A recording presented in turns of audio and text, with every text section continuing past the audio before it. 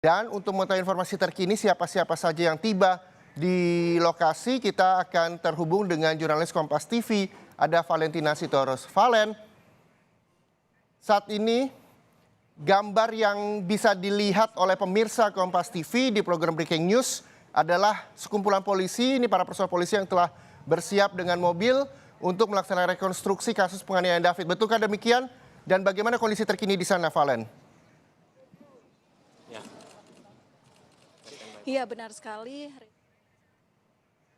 Mobil tahanan yang datang ini dipastikan yang datang ini adalah tim internal atau tim penyidik dari Polda Metro Jaya di bawah Subdit Renakta Reskrimum Polda Metro Jaya, di mana tadi juga bisa dilihat ini ada mobil tahanan yang memang tadi, tapi masih kami konfirmasi lagi siapa-siapa saja yang ada di dalamnya. Jika melihat daripada tersangka atas kasus ini ada dua, yakni Mario Dandi, kemudian juga Shen yang merupakan teman dari Mario Dandi, termasuk juga pelaku yang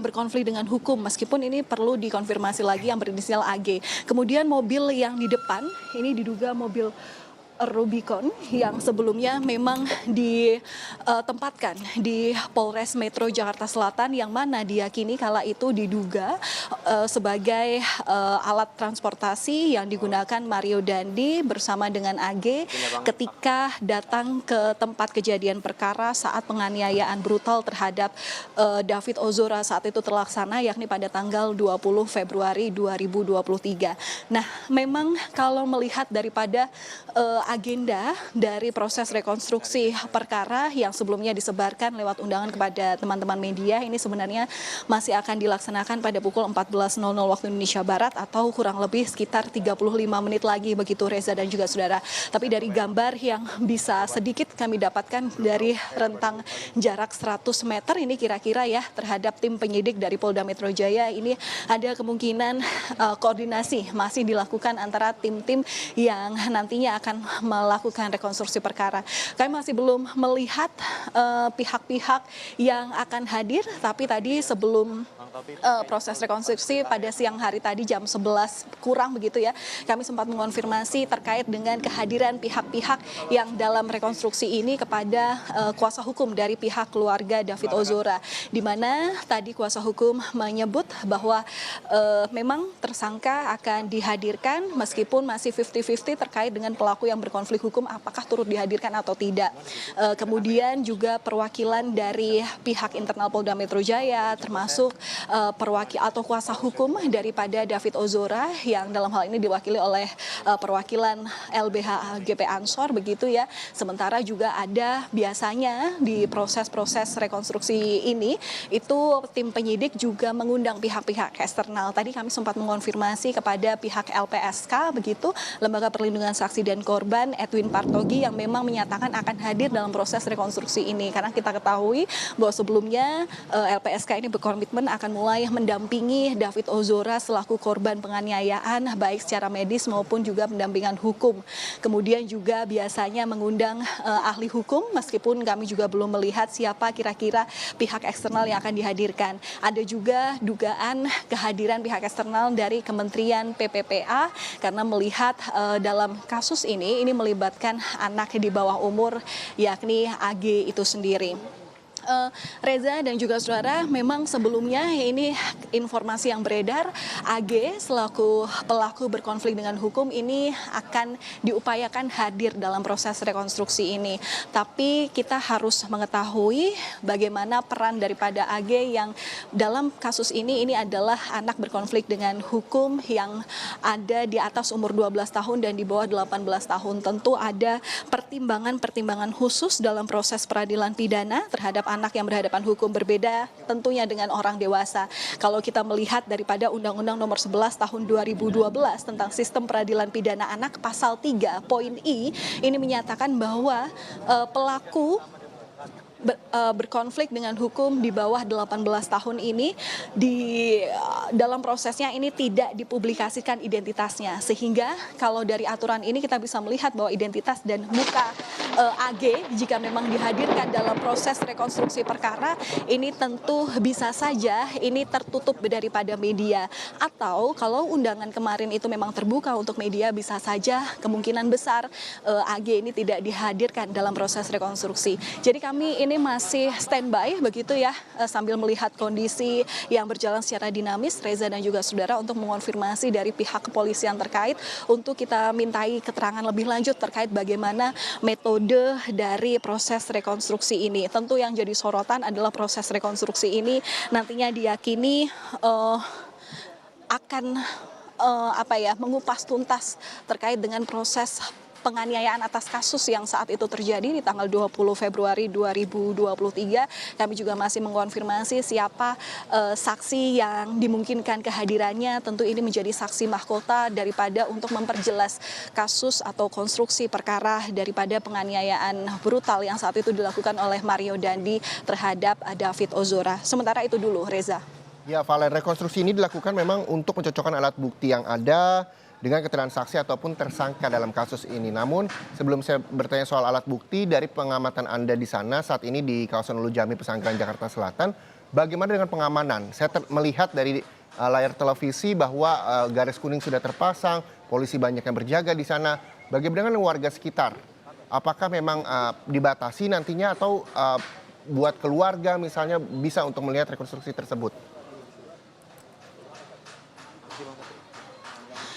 Iya, Reza dan juga saudara, kita memang tahu bahwa perkara penganiayaan terhadap David Ozora dengan tersangka Mario Dandi ini memang jadi perhatian publik sejak akhir Februari 2023. Apalagi jika kita melihat tempat rekonstruksi perkara ini berada di sebuah perumahan yang memang sejak tadi sebenarnya ini tidak ada pengamanan khusus dari pihak-pihak terkait. Dalam hal ini adalah kepolisian dari Polda Metro Jaya ataupun dari sektor Pesanggerahan begitu.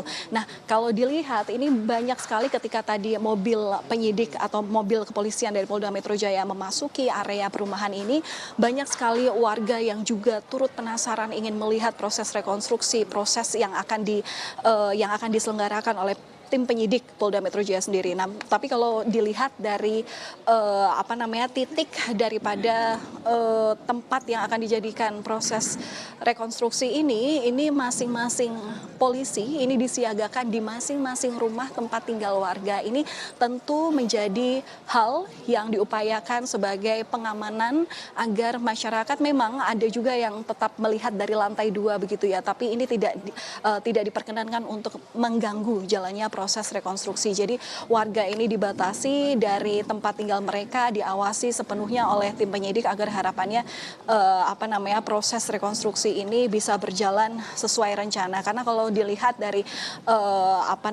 proses pemeriksaan dari proses hukum daripada tindak pidana ini, sebenarnya ini proses rekonstruksi ini menjadi proses pemeriksaan lanjutan setelah sebelumnya polisi mengadakan atau tim penyidik ini telah melakukan sejumlah upaya sedemikian rupa. Di antaranya ini proses pemeriksaan, klarifikasi, investigasi dan juga penemuan antara pihak-pihak terkait untuk menyamakan daripada untuk menemukan konstruksi kasus ini. Begitu, Reza. Oke, nah apakah pihak David atau Shane juga akan hadir untuk melihat rekonstruksi siang hari ini, Valen? Ya, Reza dan juga saudara, jika melihat sebenarnya dari hal-hal yang telah kami tanyakan kepada tim penyidik ini melalui Humas Polda Metro Jaya, dalam hal ini adalah Kombes Truno Yudo, ini memang menyebut bahwa pihak-pihak yang hadir di sini ini adalah pihak tersangka seluruhnya. Ada 2 tersangka dalam kasus ini, selain Mario Dandi, ini ada Shane Lucas yang merupakan teman Mario Dandi yang saat itu diduga perannya adalah mengkompor-kompori Mario Dandi sehingga melakukan tindak pidana penganiayaan terhadap David Ozora. Nah, sementara dari pihak David sendiri tadi dikonfirmasi kepada pihak perwakilan keluarga begitu ya, bahwa pihak-pihak yang nantinya akan hadir di sini ini adalah perwakilan dari lembaga hukum yang memang diupayakan untuk hadir mewakili pihak keluarga David Ozora. Tadi kami juga sempat menanyakan apakah ayah David ini juga akan hadir. Ini tidak dikonfirmasi karena ayah David atau orang tua David ini masih di Rumah Sakit Mayapada untuk memantau proses penyembuhan daripada anaknya. Kemudian ini tadi juga terlihat kuasa hukum dari Mario Dandi yang memang sudah datang ke lokasi atau tempat rekonstruksi ini sedari pukul 12.30 waktu Indonesia Barat. Dan sementara baru pihak-pihak itu saja. Biasanya kalau proses rekonstruksi ini menghadirkan sejumlah pihak ya, Reza dan juga saudara, seperti yang tadi sudah saya sebutkan, ada pihak internal. Ini pihak-pihak internal ini adalah pihak atau tim penyidik yang melakukan proses rekonstruksi, kemudian juga menggandeng pihak-pihak eksternal agar upaya rekonstruksi ini berjalan transparan begitu. Di antaranya biasanya ini mengundang ahli hukum, kemudian juga pihak LPSK yang terlibat dalam kasus ini, dan juga adanya Kementerian PPPA, karena kita tahu bahwa ini melibatkan anak di bawah umur dan tentu ada perlindungan terkait di situ.